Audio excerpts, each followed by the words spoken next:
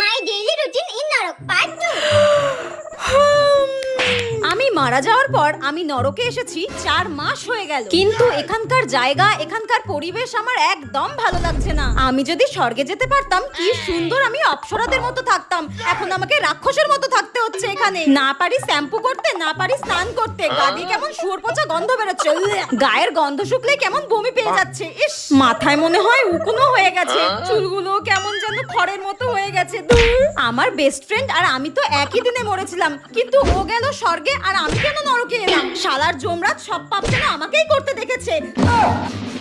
আমি নরকে হাঁটাহাঁটি করছিলাম, তখনই হঠাৎ আমার বেস্ট ফ্রেন্ডকে দেখতে পেলাম আর ওকে জিজ্ঞাসা করলাম, কি রে, তোর তো স্বর্গে যাওয়ার কথা ছিল, তুই নরকে এলি কি করে? আমি তো এতদিন জানতাম তুই স্বর্গে গেছিস। আমার বেস্ট ফ্রেন্ড তখন বলল, না রে, আমি এতদিন নরকেই ছিলাম, নরকের ওই কুয়োতে আমাকে বেঁধে রেখেছিল এতদিন। আমার বেস্ট ফ্রেন্ডের এই কথা শুনে তো আমি ভীষণ খুশি হয়ে গেলাম আর হাসতে হাসতে